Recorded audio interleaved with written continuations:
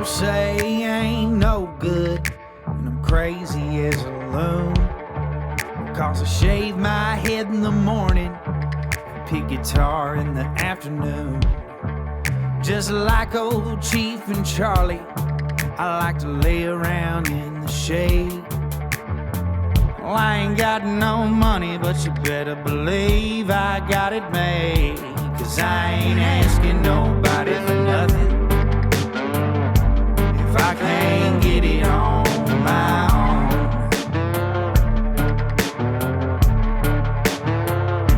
If you don't like the way I'm living, just leave this bald-headed country boy alone.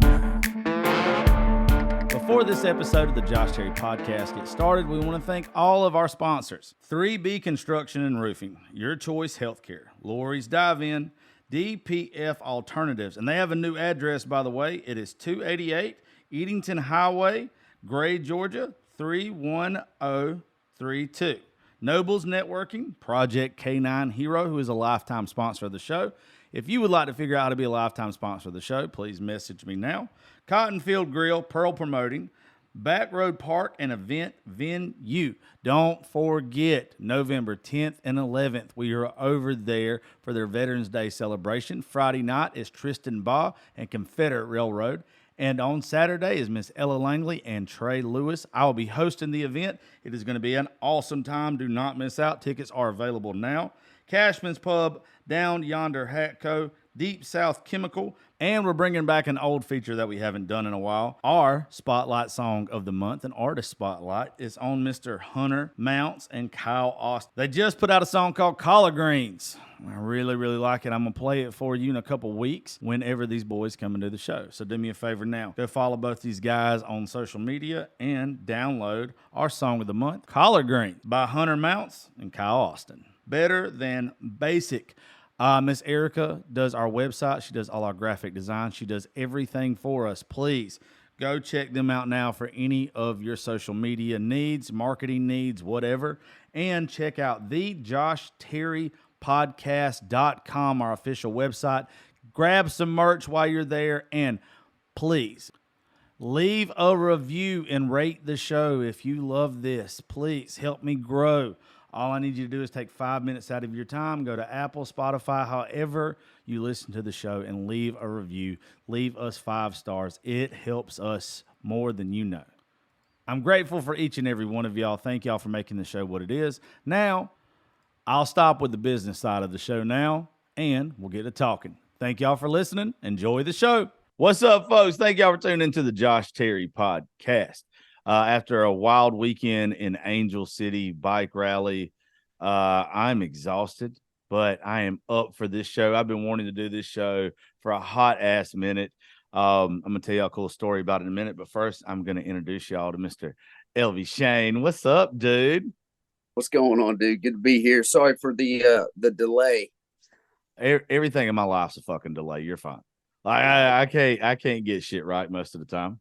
I didn't become a musician to be on time for everything, right? Thank you.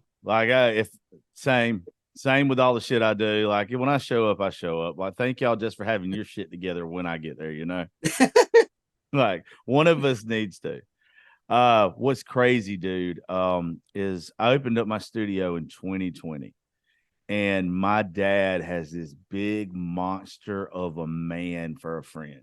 Not gonna say his name on here, but he is just a big mountain of a son of a bitch. And we're in the studio and I'm playing all the shit I normally play. Like Keith Whitley's my all-time favorite, Paycheck, all that shit. And I'm in there listening to it. And this big old burly son of a bitch comes up to me and he's like, dude, you got to hear this song. It's called That's My Boy by Elvie Shane. And I hadn't heard it yet. Right. And he's like, look it up real fast. And I played on YouTube and all the shit and everything. There's 6 or 7 grown ass men in the studio helping me put the finishes touches on everything. And this son of a bitch I've known my whole life. I'm 36 years old. And so he's got to be in his 50s to 60s, is over there squalling. And like, I love the song, but I look at him and I'm like, Why? I mean, like I've seen you listen to fucking Teddy Bear by Red Savine and not cry. I've seen you listen to the saddest songs of all time and not cry. And he's like, I lived this, dude. He's like, my son, who's not my son, is my son. And he's like, this dude just put it better than I've ever heard it before.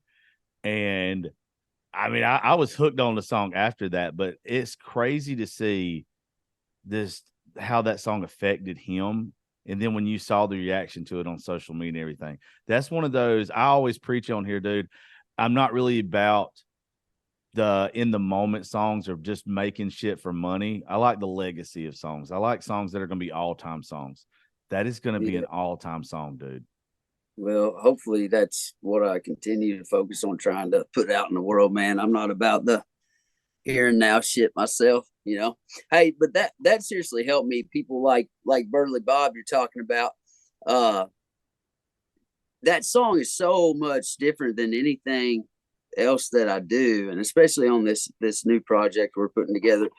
But it's so much softer and tender and vulnerable and you know all the above. But I was worried about putting it out because I was like, man, that's gonna be such a hill to have to climb after that to let people get more of an idea of like where I Yeah. come from, about. And dude, I was right. It's a hill right now. We're climbing it, but I don't, you know, at this point, I don't give a shit. It was an honest song. It comes from where I come from. It's about my son, who I just try to be the best dad or father figure I can. And it's like I come nowhere close to my father-in-law being a great father figure in that boy's life. My father-in-law was obviously around well before I was, but so I like to give credit where credit is due. But I seen a video. I'm like, man, how am I going to come out of this like poster child for step parenting all over the world picture that people have of me, I guess. But I seen this video of this Hispanic dude on, and I don't know, he had tattoos all over his face, like gang tattoos and shit. And it's after we put the girl version out, and this little girl walks in the frame while the song, and this dude is just weeping.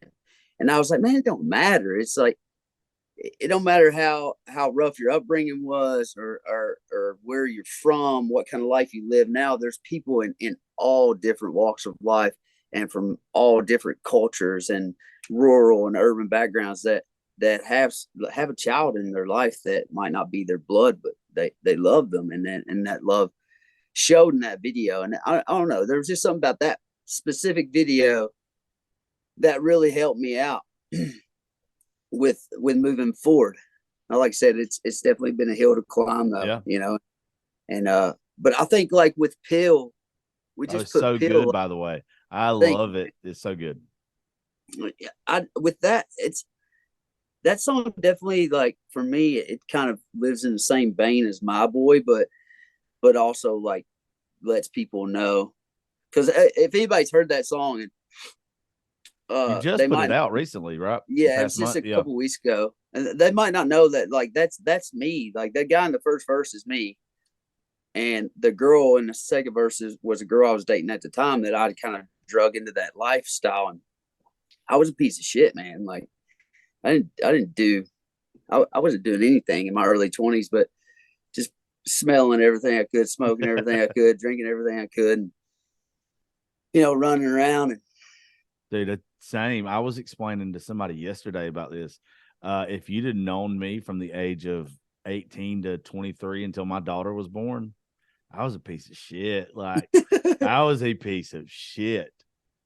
I had no, like, I did not care about anything but right now, then. And I guess that's probably where a lot of people are at that age, right? Like, the thing is I just came out of high school where I was never in like a lot of bad trouble or anything, but I was just, I was always into some shit. And then I get out of that, and then I go straight into the God got a hold of me, man. And I was like, I started preaching, and I was preaching for like 2 years in like old fashioned Southern Baptist religion and hellfire and brimstone stuff, and so I was doing that, but I felt like a caged animal, and I felt like I was just regurgitating stuff that I heard my whole life and didn't really know if I really even believed all of it. So then I'm one extreme or the other. So I left that and went straight into partying, drugs, alcohol, all this stuff. And then, getting back to my boy, that lasted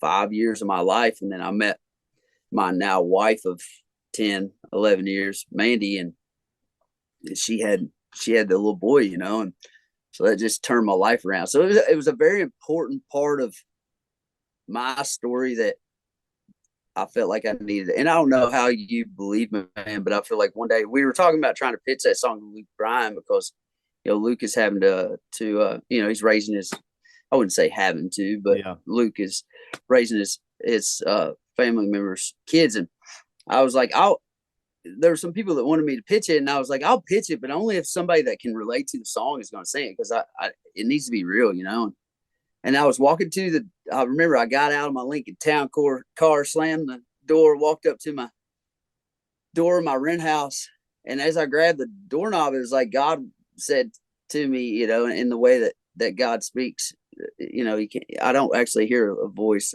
I know exactly what you're talking about, brother.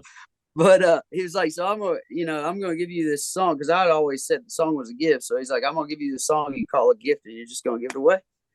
And I was like, oh man, it's like that.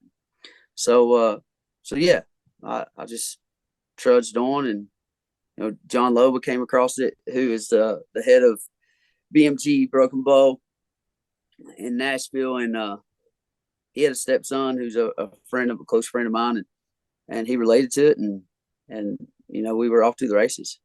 Yeah, dude, that's one of those.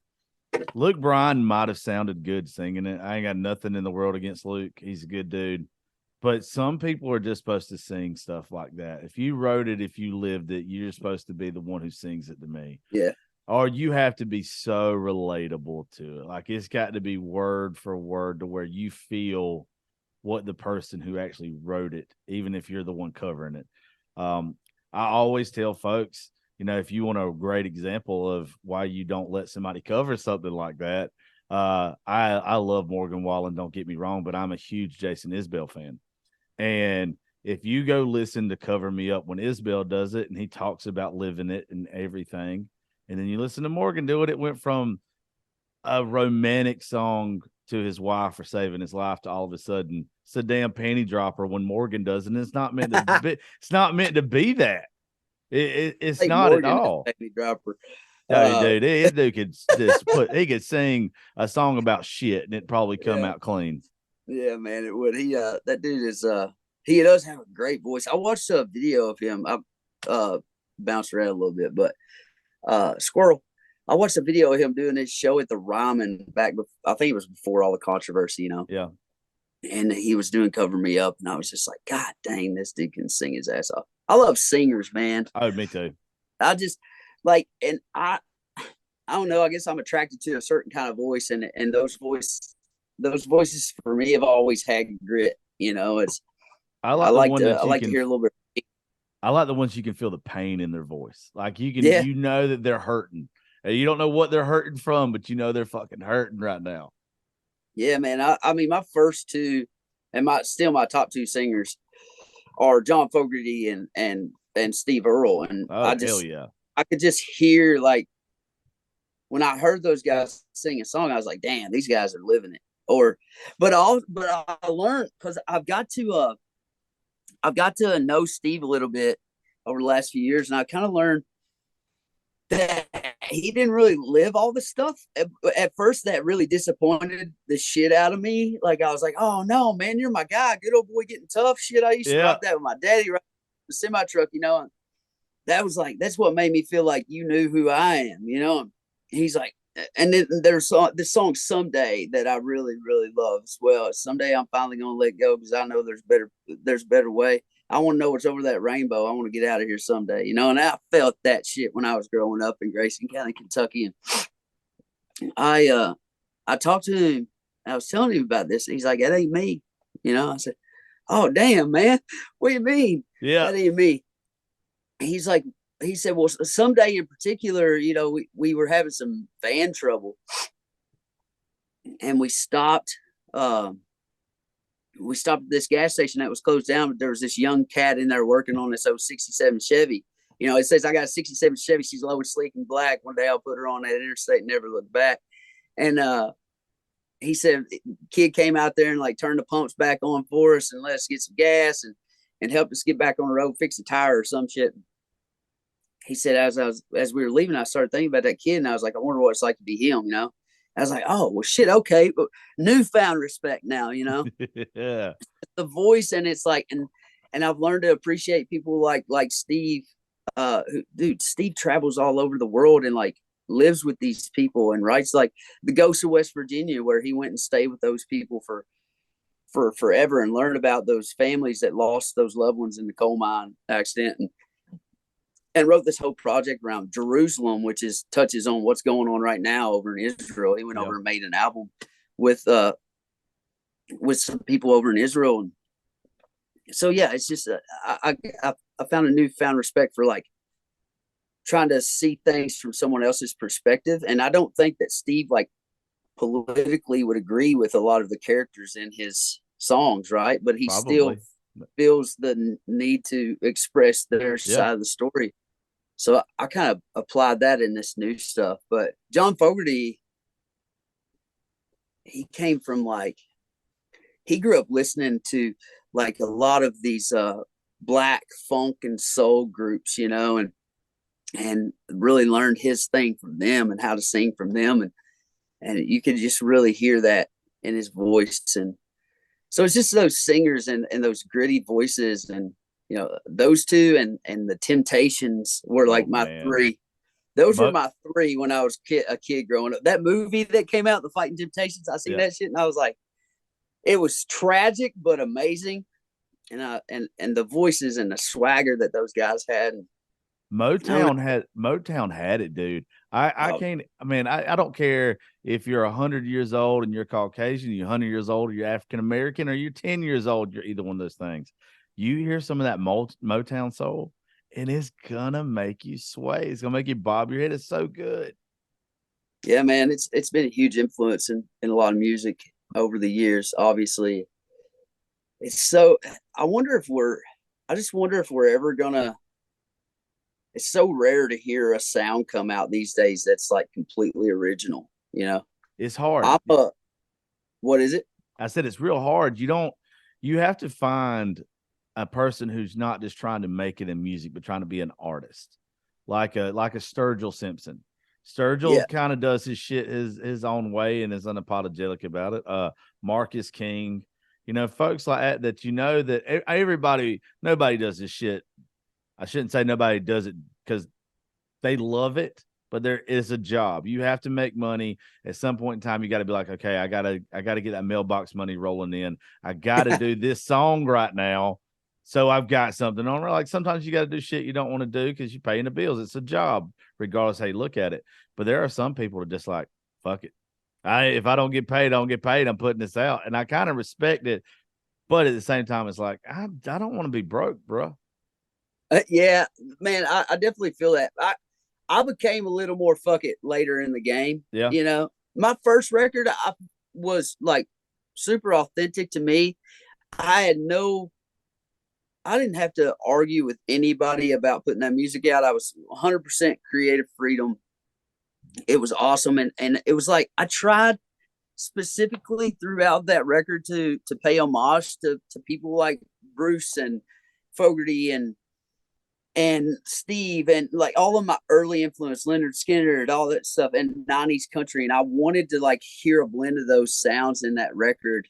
But like also I was on this mission to prove that I could do a record cheaper than anyone and more authentic and you know, just like a kind of a live sound, but it would still blow up and just like take over the airwaves, right? That was what was in my head.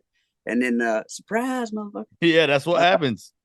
Oh, hey, trust me. We had one blow up, and I'm super proud it did. But you know, well, what is it? I was gonna say, but what's funny about that is one of my buddies, Bobby Pinson, You like Bobby, I just see him last week. Yeah, God, man. I love fucking Bobby. We recorded a show last year with him at Seagill whenever he released the shave. And he released it on here first before it came out on anywhere else, right? And he told me something, and I'd never thought about it before. And I think it applies to you with That's My Boy and the other stuff you have coming out now. He says to get really noticed, and it's kind of aggravating, but you got to write one great song before you write a lot of good ones. And Yeah. and he's like, that's the only way you're ever gonna get noticed by everybody. And it's kind of and it was crazy. Is Jason Michael Carroll was on a couple months ago, and he said the same thing. He said, I was out there killing it and doing my own thing, but then I dropped a list of lies, and it was like the second I dropped a list of lies, whole life changed. And I think like with you, dude, I've listened to the one, the hard pill to swallow, and some other stuff in just the past couple days, and I already had the hard pill to swallow, but I think you already got your great song, and now everything else you put out, you can almost probably do what you want. It's just getting it to people to listen is the problem sometimes. Yeah, and getting the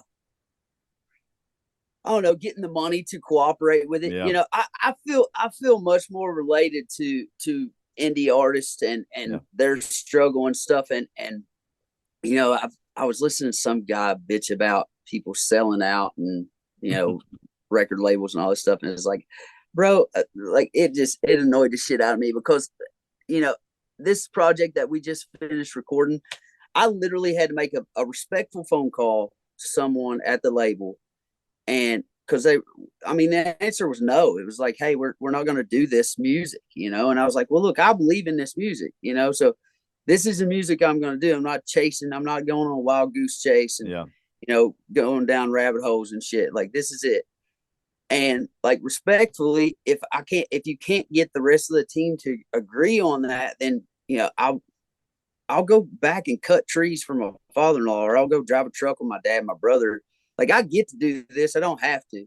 So it's like when I heard this dude talking about, and I ain't gonna say no names, but just bitching about selling out and getting a record deal and all this. Dude, I was so green when I came down. I was only in town for a few years when I got my record deal. I just like all this shit's getting thrown at you. I was like, hell, this is the dream. This is what you grow up, you know, dreaming of happening. And I'm gonna take it. But like to put a blanket statement on artists that have record deals saying that they're sellouts, like kiss my ass, dude. All You don't right. know what I go through in the 3 hours back and forth to home where my wife and my kids are and being away from them to try to make this work and be honest and try to tell stories that I think are important about the American people and the human condition. And like, so yeah, I don't know, just fuck that. It's definitely not fucking selling out. It's not.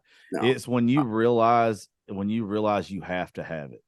Like I used to think, hey, if you're so talented with the way social media is now, you don't even need Nashville. Until I started spending a week out of every month up there working with artists, recording, doing our show and everything up there, and just the networking and all of it that comes along with it. It's not selling out. It's I'm doing what's best for me and my family to get my music heard and to get my shit out there. If you don't have some of those folks, you got to be a lucky son of a bitch like Oliver Anthony that right time, right song, whatever. You just got to be lucky. And fuck, how many times has that happened? I mean, that's so rare. Yeah, it's I feel like it's becoming a little more like we're seeing it happen more and more with TikTok and all this stuff. And you know, Zach Bryan kind of blew up, not as quick as Oliver Anthony or Chris, whatever his real name is. I just found out it's not even his it's name. Not. This is his granddaddy's name.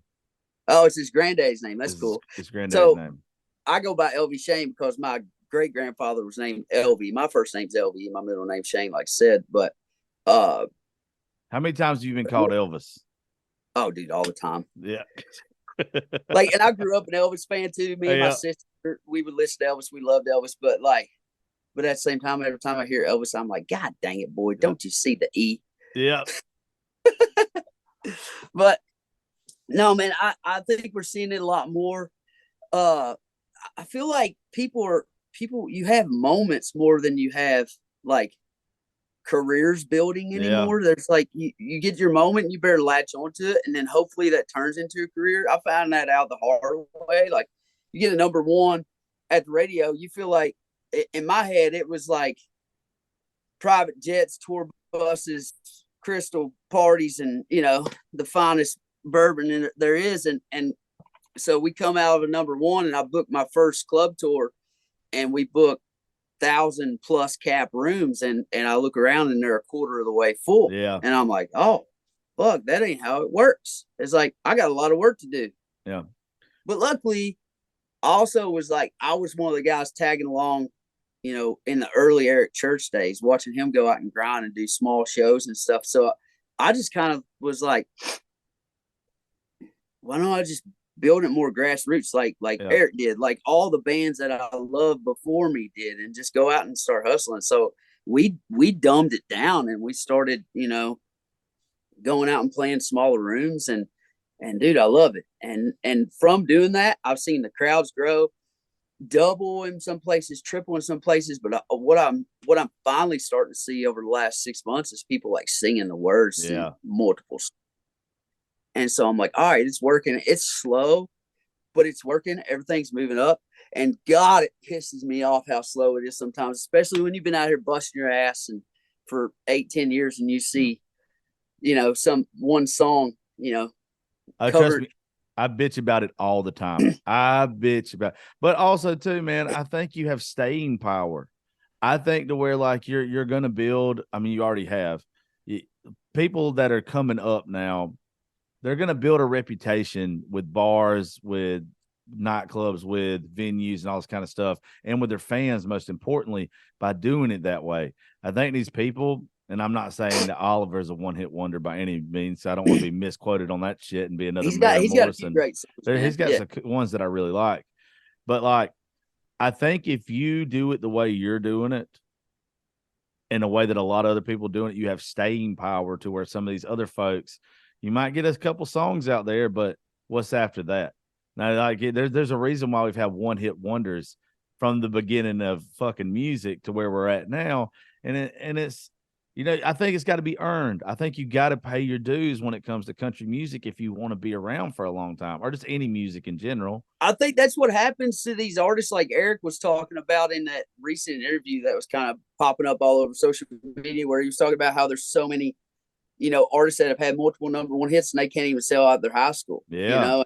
Those guys, and we all know who, some of them are, and they're just, you get a hit every now and then. It's just something that's easy to listen to. People ain't going to turn it off the radio station. So it stays there, but they have trouble selling out, 2,000 cap rooms, and they got 6 number one hits. And I feel like, dude, I could be way wrong, but I thought, if I continue to do things that way, if I try to just get another number one and start chasing rainbows, then I was building my house on a foundation of sand, and I wanted to build my house on a foundation of stone, man. And I feel like the stone is those fans. So that's why I stay after my shows for 30 minutes to 2.5 hours, sometimes shaking hands and kissing babies, man. I want to meet these kids. I want to meet these people that, and I've got to learn so much about life outside of rural Kentucky by doing so, and that therefore I've got to write songs that are inspired by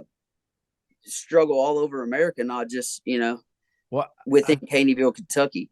I think a lot of these people, and like I could be wrong, man, but a lot of these people are just chasing that single that's going to get them on country radio, and they forget about the rest of the album.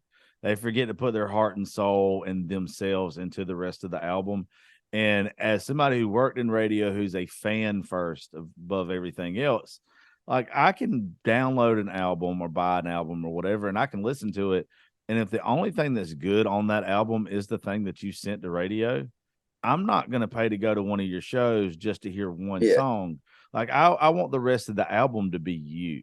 And that's why we do this show the way that we do it, is because I want to give the listener the reason why to go listen to your whole catalog and not just your singles. Is I want them to know who you are and what to expect from you.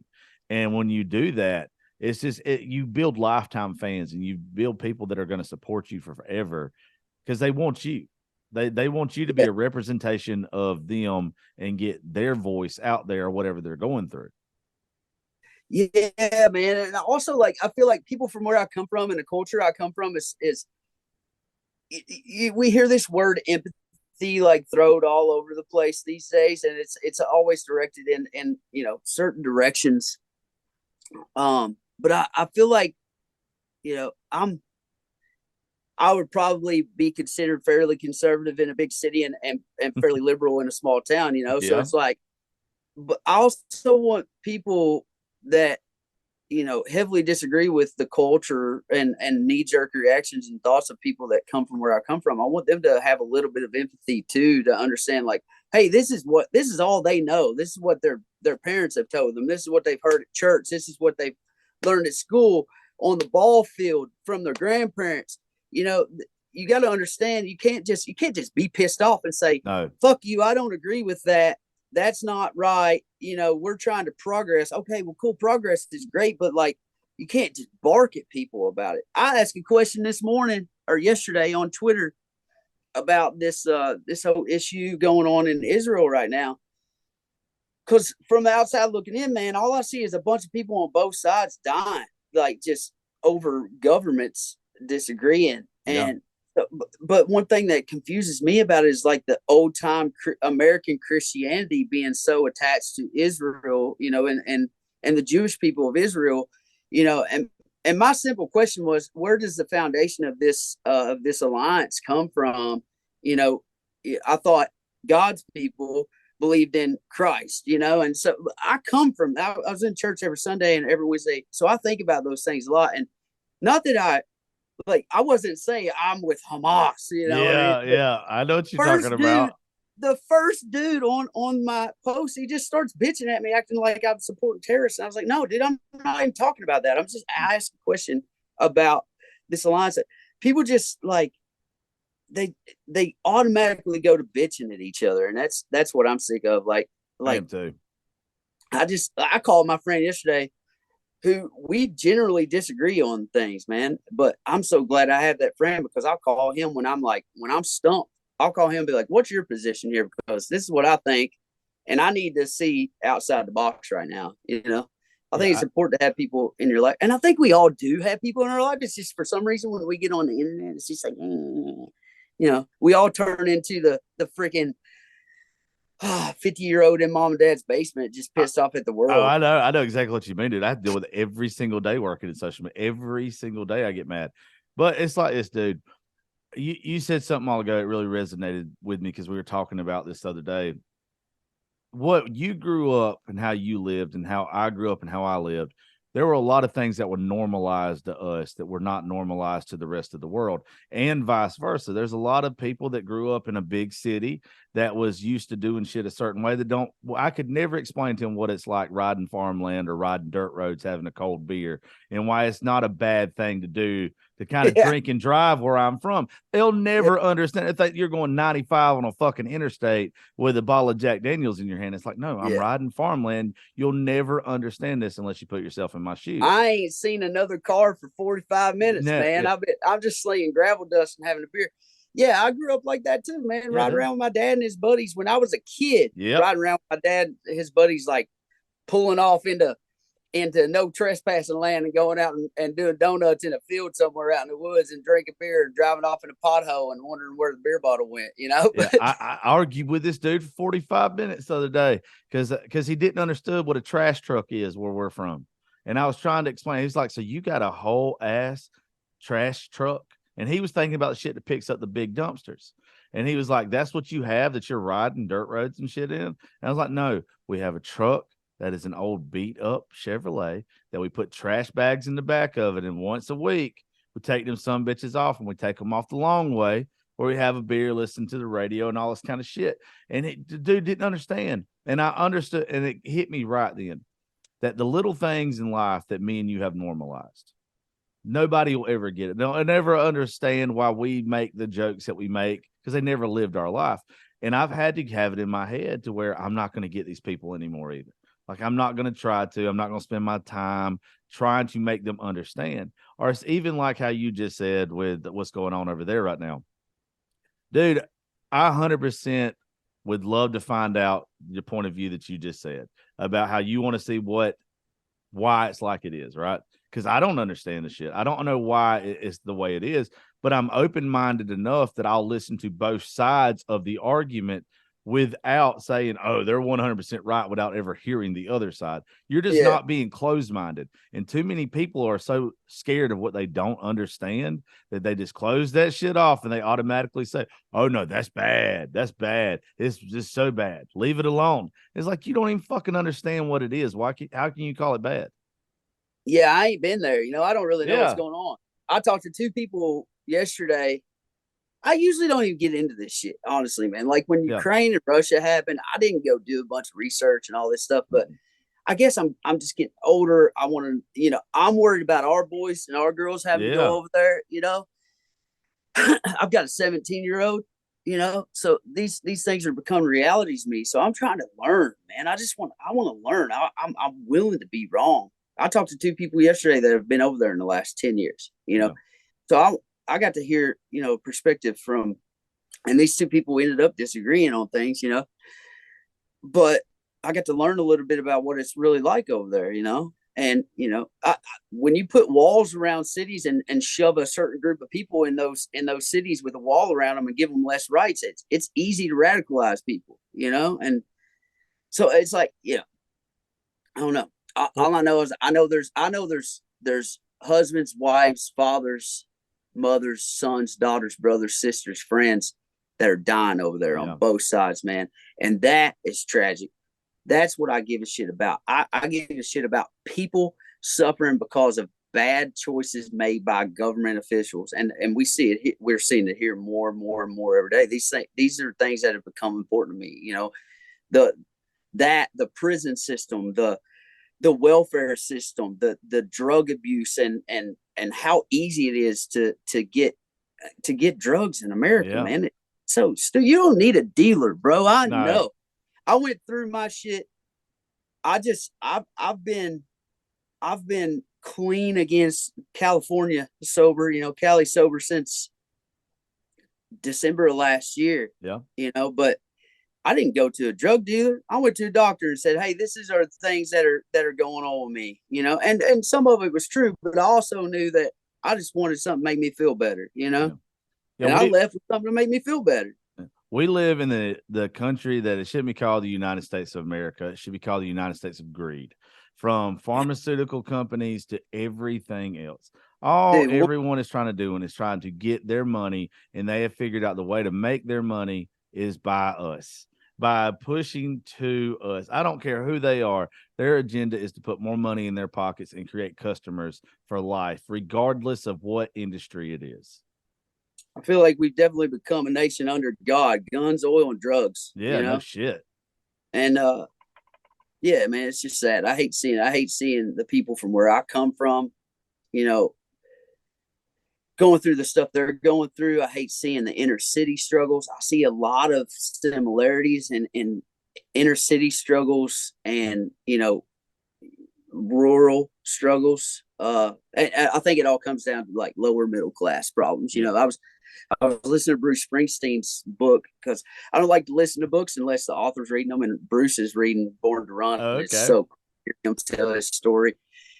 But he was talking about how he grew up in New England, and it was him and I think he's Italian or something, but it's like how the white kids and the black kids all played together in the lower middle class. Yeah. He didn't hear any racial issues or anything until it got to middle and upper middle class white people. You probably grew up in the same kind of community I did. We didn't have racism, because we were all poor kids.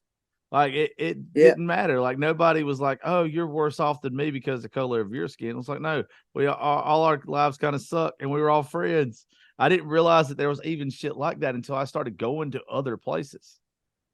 I think I experienced racism, but it was like there was only a couple of black kids in my school, and I dated one of them, so I experienced it from that side of things, taking my girlfriend to a family event and having a certain family member come up to me, hey man, you can't bring her back, right? I'm like, who the hell are you? What's kiss? Yeah. Now kiss my ass. I'll bring whoever I want to around.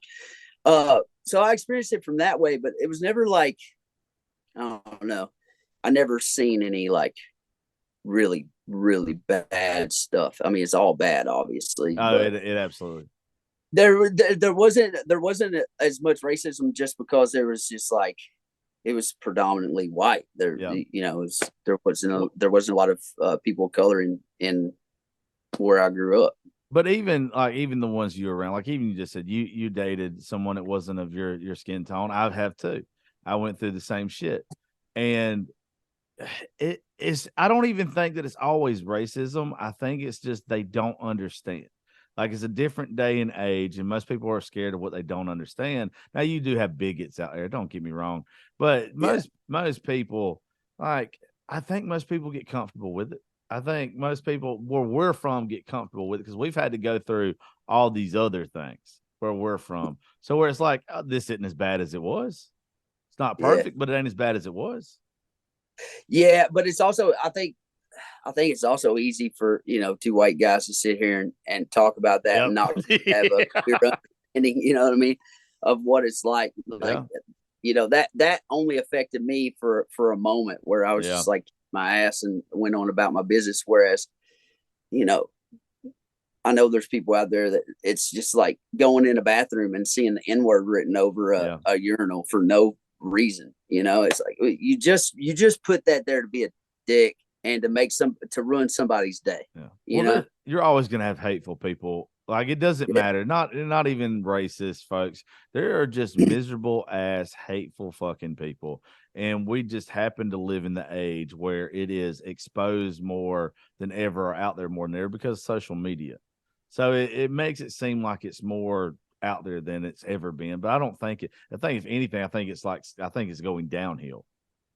is it that it makes it seem like it's more out there than it's ever been, or is it that it's been out there and we just weren't as privy to it as we are now? That's what I Because mean. you know, Yeah, that's what I yeah, mean. Is we just there are people now that shouldn't have a fucking phone or a computer so they can spill their bullshit on the internet and say what they want to, but where they didn't used to where they used to just stand in their fucking basement or in their backyard and holler bullshit out.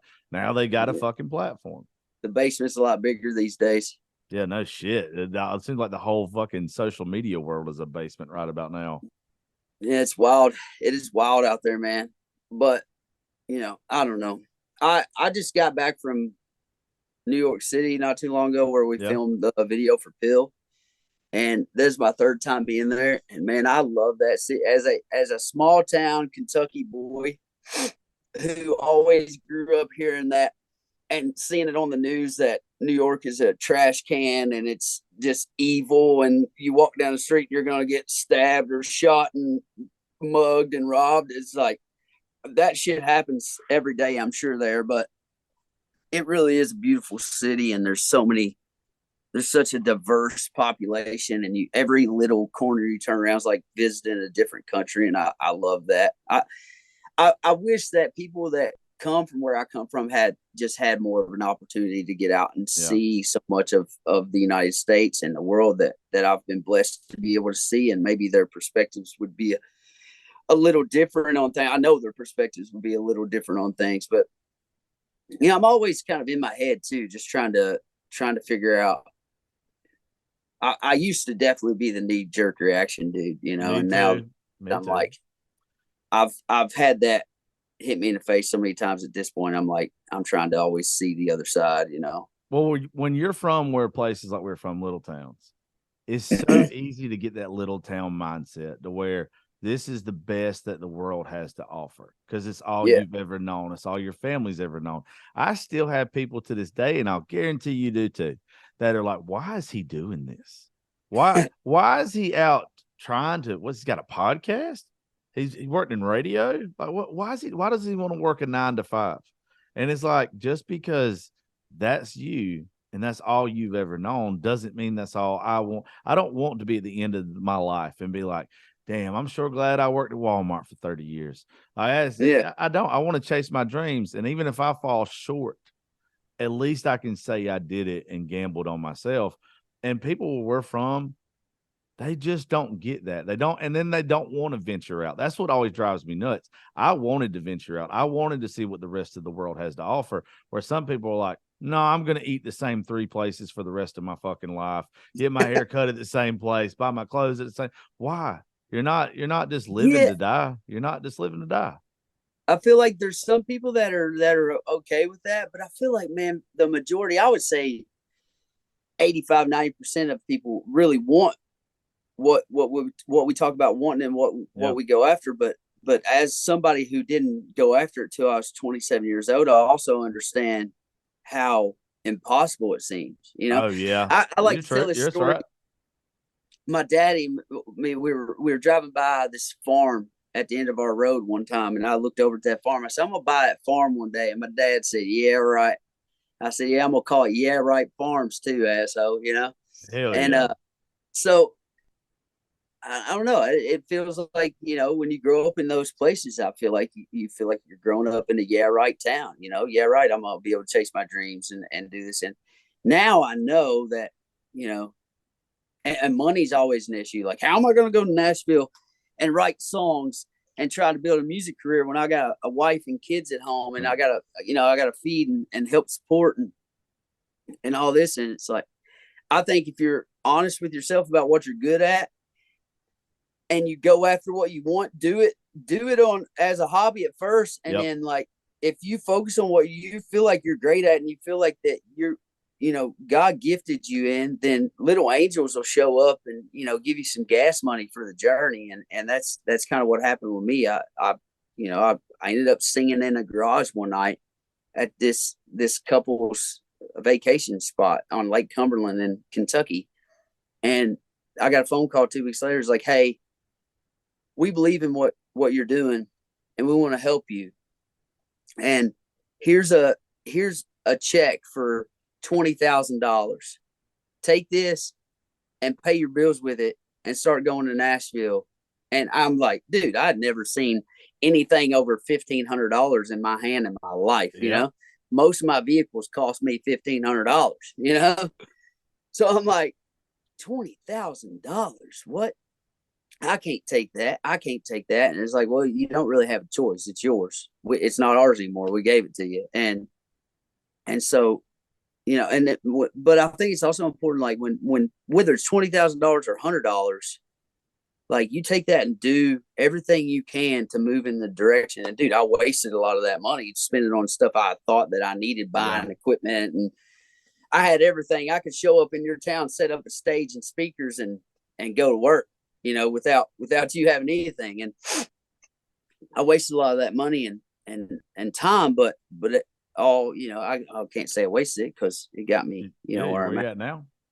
Yeah, but also, like, I think it's important to get out and chase those dreams, but also, if you're that person that doesn't really yearn for that, I think it's important to tell young people, especially right now. I'm on this campaign of, like, the hell with college, man. Yeah. Like, if No college is for shit. you, if college is for you and you're academic and you'll study and you'll do it, go do it. But the electrician that works on my house makes good money. The plumber that works on my house makes good money. The carpenter, the roofer, the landscaper, the guy that they make good money, man. The guy that repairs my car, the body shop, they make good money, man.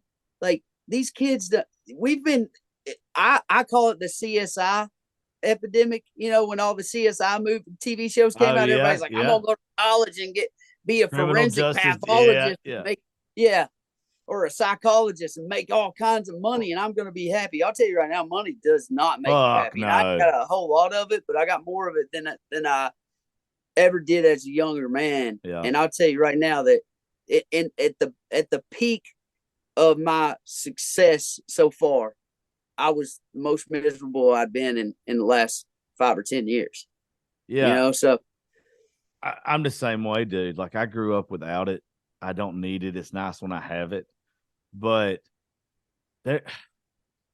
there's just not enough people pushing what you just said. I ain't in a college. I tried to go. I pretended like it for a little bit, but I ain't got Yeah, no me too. credits. I mean, I wouldn't have a good time, to be honest with you.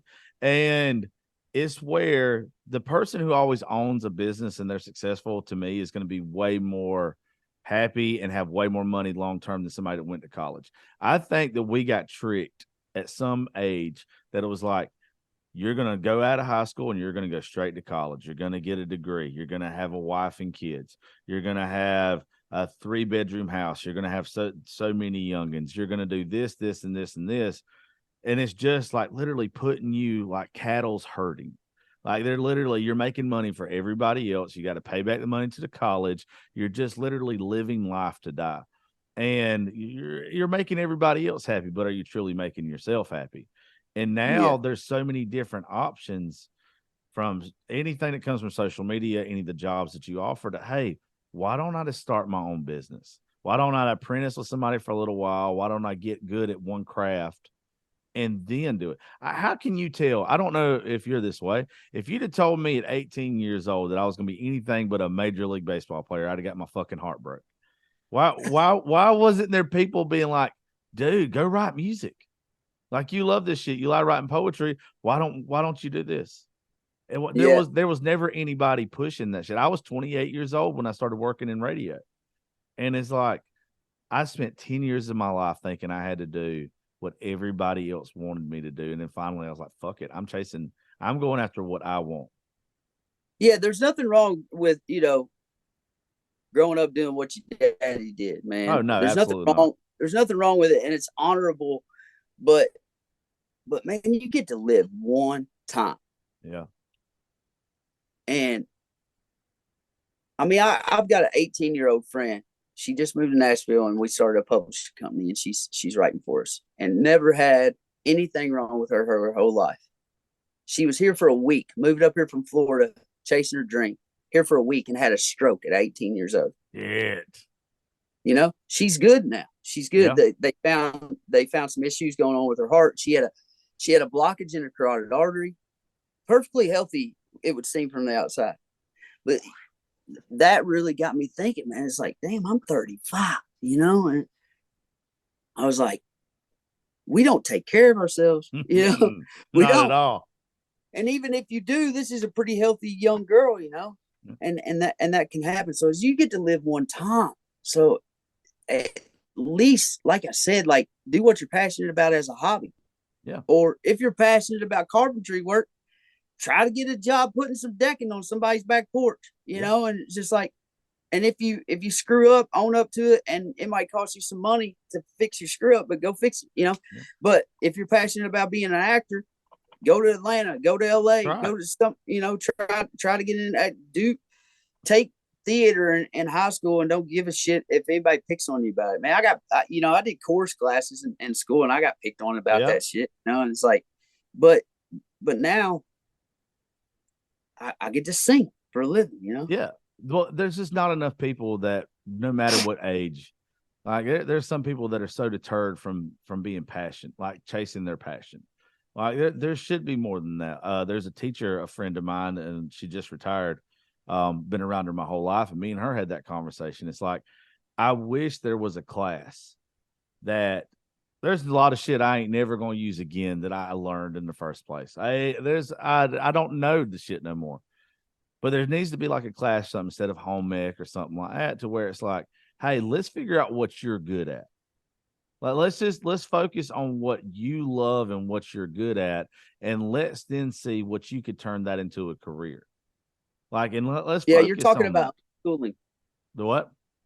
You're talking about unschooling. So Yeah, there's these unschooling. programs that have kind of that popped up, and there's a guy named Ben Greenfield, I think is his name. He's got a podcast and stuff. He's been on the Rogan podcast a couple times.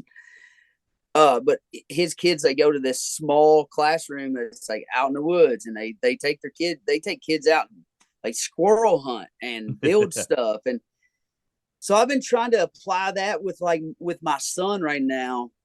He's out of school for the next 3 days, and luckily in Kentucky right now, you can, if you need to, you can pull your kid out of class. They can go on their their computer. But I'm like, he works with a golf coach down here in Franklin, Tennessee, and he started playing golf April of last year, and he was like number 1 seed on his team this year. That's cool. You know, so I'm like, okay, I see there could potentially be a future here. He has a lot of natural ability, and he's super athletic, and it's like this could turn into a dream job. So I think it's more important for you to get your schoolwork done because you have to. You know, you need to get an education. But I think it's more important for you to be down here right now working on that scholarship that you want. You know, and working with this trainer for a couple of days, other than, you know, just sitting in the classroom and going through the notions. So I, you know, and some people, I have the luxury of being able to do that for my kid, and I understand that, and I wish that more people had the ability to do that. But I think it's really important as parents to be like, to recognize, hey, kids got to go to school, they got to take the test, they got to go through the whole blah blah. But if the school's not going to do it, it's on you, man. So find what your kid's passionate about and lean into it, invest in it. If it makes you go broke, which golf could very well it will. I play it. I promise. Oh, you got a long road ahead, brother. I got a tee time with him here in about an hour, and so I'm gonna go play. That's something I love about golf, though. It's something me and him can do for years to come.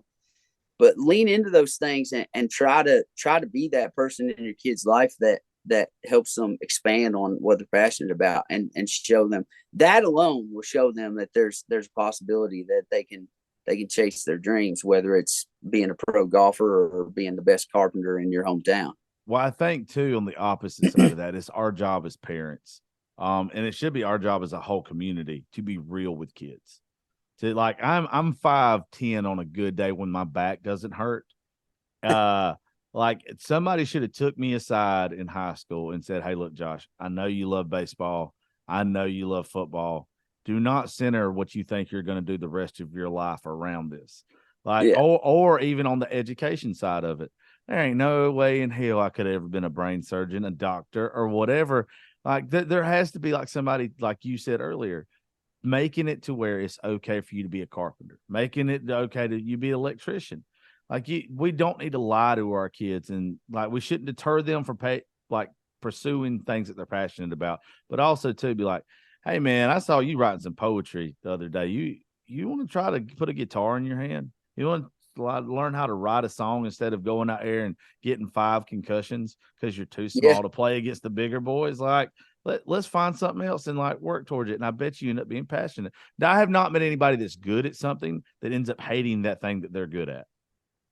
Yeah, never. I definitely get frustrated, you know, personally with the ins and outs of being a artist trying to make it, but I always go back to, I just love to sing, man. Yeah. And I get to do that. So, you know, that's great. If I also love to take pictures, and I don't make no money as a photographer, but I do that and I love it, you know, and maybe one day I'll make some money. That'd be cool. But yeah, you got to be careful too. Like, you got to be careful and just make sure that you've thought about it before you talk to them, because that could do one or two things. It could be like, hey, okay, it could make the kid realize, okay, this isn't my strong suit, I need to pursue something else. Yeah. Or it could make the kid be like, all right, kiss my ass, I'll show you.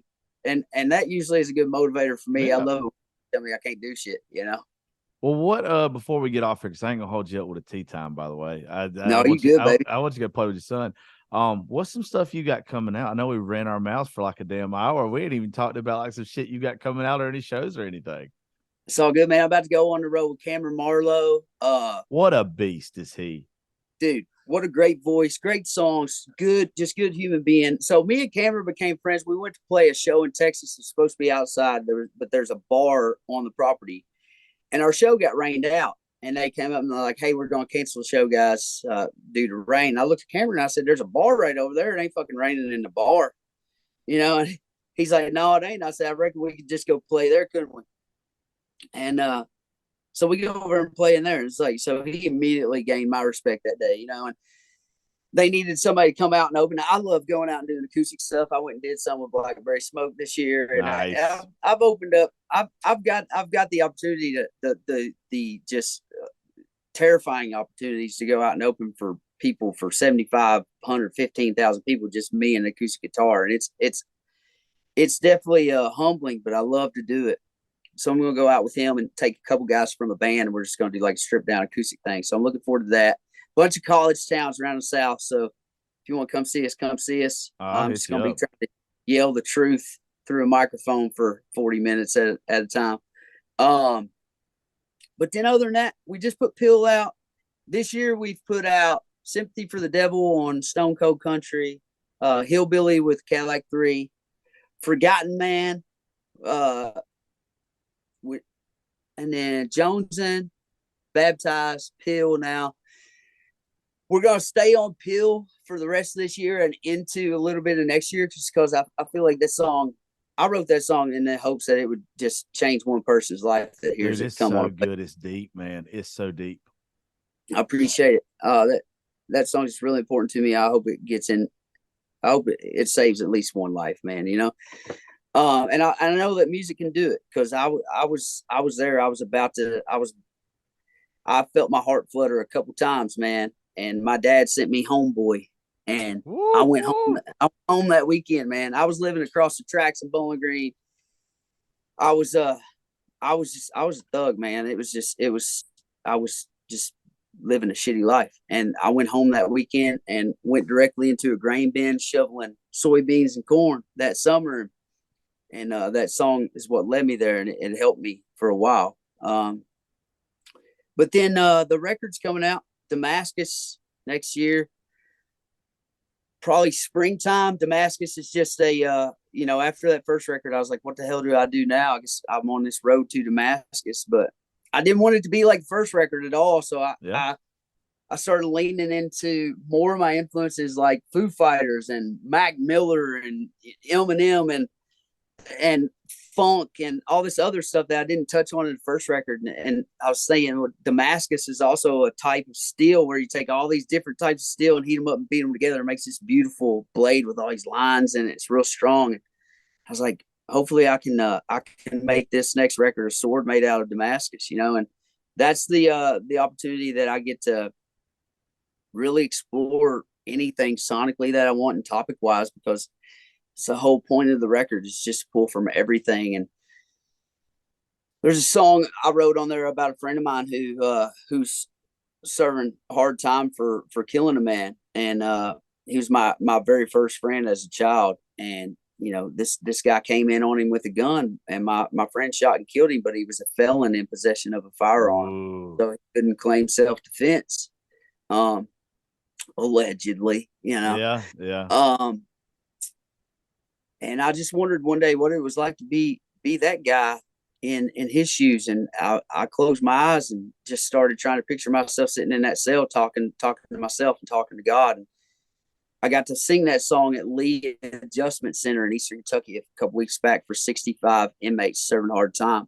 And I could just tell that I gained a lot of those guys' respect, and they gained a lot of my respect too. And I just seen a lot of faces like mine and yours, man, that just made a mistake. Same mistakes me and you've probably made. Yeah, absolutely. I've been there. Several mistakes I've made that could have landed my ass in there for many years. And I didn't see much difference. So I'm just trying to touch on, it all comes back to Forgotten Man for me, man. It's like, not only that song's very much about the working man, but it's just a forgotten demographic of people all over America, and people that not just that I would agree with on every single topic, but the things that I disagree with, everything. I want to touch on those things in this record. So keep your ears and eyes out for that for me, please. Well, it's obvious that you're real and you're just singing about real life and what you know.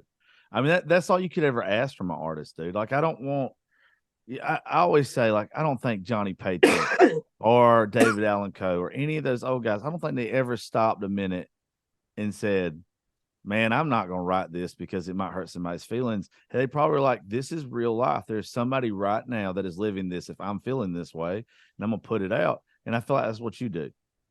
I feel like it's exactly what you do. Yeah, I'm trying, man. I grew up, I knew a lot of people and grew up around a lot of people in the meth game in the early 2000s, late 90s. I wrote this song called Appalachian Alchemy and put a little bit of it up on the internet. And it's kind of to listen to the song, it's almost like a Copperhead Roadish thing, romanticizing the life. But I had these people come on and start commenting, "Hey man, I'm 8 years clean. Hey man, I'm in the struggle right now. Thank you for representing us." And it's like, you don't have to preach about it. You just have to let people know that you've been there or you've seen it and you relate to it in some way, and they feel like there's somebody out there talking for them. I mean, a prime example of that's Jelly Roll right now. Oh, absolutely, dude. I love what that man stands for. And, I just shot him a message the other day. I sent him a video to Peel, and I was just like, dude, I want to let you know that we give a shit about the same people, and I really see him giving a shit about those people. So, would I love for as many people to be listening to my music as him? Hell yeah. Who the fuck wouldn't? Who the fuck wouldn't? Well, I'm just going to keep on doing my thing, man. I appreciate you having me on here. Anytime, dude. You keep doing shit like you're doing right now, and you can come back, hang out with me anytime, especially in person. We need to get you on one of our, like we got an end of the year round with like Ashland Craft, Bobby Pinson, Brett Cherokee, all them in Nashville, November the 8th. If you're around or whatever, come to Live Oak, dude, and I'll put you headlining with the rest of them. But what we do, our studio even stands for, it's called Raising Grace. My daughter's name's Gracie. She's 12, but it also stands for somewhere between Raising Hell and Amazing Grace. And I'm all about growth and forgiveness and taking the worst shit in your life and turning it into the best thing that's ever worked for you. Because I think that God allows us to go through hell so we know what heaven is worth. If you ain't gone all through all the shit you've been through, or me, we wouldn't be in the shoes we've been that we're in now. And we're supposed to glorify that in my mind. So I love having folks like you around, and because you're real. I mean, it's 100% like you. Don't get me wrong. I've got to have sometimes the sparkly glitter bitches and guys on here or whatever that's going to talk about shit I don't like. But it's things like this that when even I've had a suicide attempt when I was back in 2010, and we do a lot of mental health stuff, and we do stuff with creative vets up in Nashville, Mission 22, all kind of stuff. And it's the real people like you that make a difference in somebody's life, even if it is just that one person. But I imagine it's a lot more with your platform as good as you are, dude. That's what it's meant for. That's why we're supposed to be living. Hey, turns out November 8th is the CMAs, and they forgot to send me an invite. So looks like I'm here, but hey, I'll put you down, dude. We'll exchange numbers when we get them recorded so nobody gets them. But yeah, I'd love for you to come and do 867-5309. There you go. you had to be an 80s baby to get that joke, folks. Well, dude, I appreciate it. Drop your social media handles real fast and we'll get the hell out of here. I believe everything is just at Elvie Shane Music. So if it's got a blue check mark, then it's me. I only say that not because I'm super proud of blue check mark, but just because there's assholes out there that try to steal your money. And I know there's been a couple old ladies in the last couple of years that have sent some money, and I'm just like, it ain't me, honey. So I can't do shit about it. Check out everything. I would love to see socials grow a little bit. If you go follow me, then people that follow you are liable to see some stuff that we put out. And I just, I'm trying to talk about stuff that I feel like is important in our communities, in my music, and it might not all be radio hits, or any of it radio hits.